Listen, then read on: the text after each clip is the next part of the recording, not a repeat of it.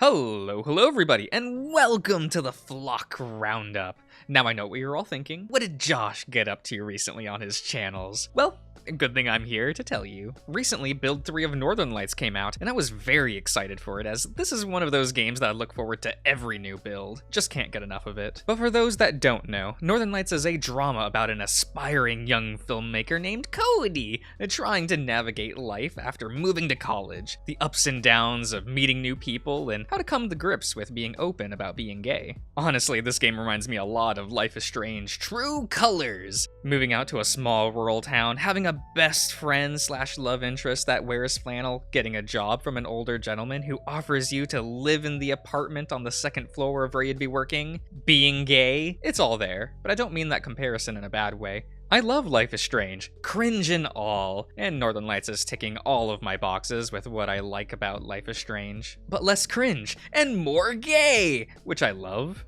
The newest build sees Cody actually start his college life, and as someone that was on the art track in college, I found a lot of these scenes very relatable and almost nostalgic. But what really sold me on this build was Cody making better strides in accepting himself, and wanting to be more open about being gay. Cody's self-loathing narrations feel very familiar to my own thoughts before I was open about it in my own life. Come on, Cody, it'll make you straight.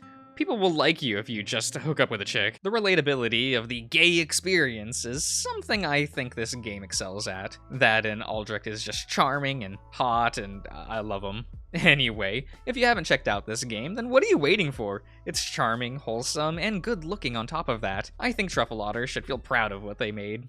Another game that updated somewhat recently was Gnoll Way Home, releasing its second chapter, which is a visual novel that I highly recommend. Great character art by Dead Stray Bear, and some nice character writing by Ka. I hope I'm saying that right, but I might be getting ahead of myself a bit. For those who haven't played this game, the general pitch of the game is after waking up in a fantasy world, you realize that you now inhabit the body of a big gnoll, and will have to set out on a journey of self-discovery with your new companions. As stated previously, I do enjoy how this game is written, even if I can't pronounce or understand half the words being used. Look, we all know that I can't read, but despite that, this story of identity, loss, and self-worth has me excited to see future updates. I'm sure you've noticed, but I'm still uploading Rain Check to the channel, and I'm still greatly enjoying it. The escapades of Theodore bumbling his way through this mystery thriller are just captivating to me. Comedy scenes are still getting a giggle out of me over 20 parts in, and I've only recently realized just how emotionally invested I've become in the cast of Rain Check. The heart-to-heart scene with Theo and Ro here just really got to me. Like,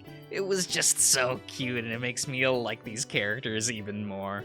Anyway, yes, I still recommend this game, and I recommend that you all check it out. Like, come on, it's all good. Also, here's another clip of Javier. Are you two seriously about to make out in my living room? Please, I don't want fluids of any kind on my furniture, and that includes your saliva. Ah, never change. Now let's move on to my streaming channel. So what have I been doing over there? Well, I finished up Tales from the Borderlands somewhat recently, and I must say it took me off guard a bit. From my experience, Borderlands is a fun franchise to play, but are also games that you want to play with the voice audio turned down to 0. So Tales consistently getting giggles out of me with its charming cast of characters was very surprising. Why is it? You didn't see anything! Why is it doing that? Why is it bleeding? Why is it? Makes me wish the rest of the franchise was like that. But I've also recently finished Tiny Tina's Wonderlands, and that is not the case. Guess we'll just have to hope for the best when Borderlands 4 comes out. Also, I'd recommend this if you're a Borderlands fan, or just a fan of the Telltale-type games in general. It was a lot of fun. I also managed to complete another installment of Final Fantasy with my buddy Grizz. Soon, I will have played all of the mainline single-player Final Fantasies. Anyway, 15 was kinda bad. Like, I don't want to be too negative about it, so I'll just say that if I didn't stream this game, I probably wouldn't have finished it. The characters are kind of bland, the open world is big and empty, and I had no idea what was happening in that story from just the information presented in the base game. Now, I will say that all of the DLCs were actually really fun to play, and were generally more engaging character pieces than anything in the base game, which sucks, but it is what it is. I definitely wouldn't recommend this game as a Final Fantasy installment or an RPG, but the mods at least made it a real fun time. Yeah! Yes! Oh Yeah! my god! It's rendered in engine? Yes! Oh wait, what? No! Stop! Why would they bother for like that one frame? I also figured I would mention my drawings here as well. I ended up doing a couple pieces for Rain Check because I like that game, though I don't think I did a very good job of capturing the designs of those characters. I still think the results are kinda cute. I also did a cast illustration for Chinya, which I think looks pretty good. So if you want a better look at any of these drawings, they're up on the website formerly known as Twitter, which should be linked below. Lastly, I'd like to remind everyone that I do have a Patreon, so if you want to help keep this channel running, then you can donate.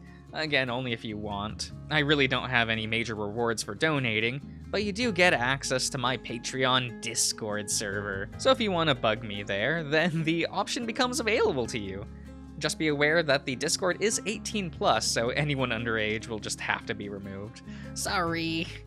But if you want to support the channel in ways that don't involve money, then just like and comment on videos you're enjoying. That always helps out the channel. Anyway, that'll be it for this video, so I hope you enjoyed, and I'll see you guys around.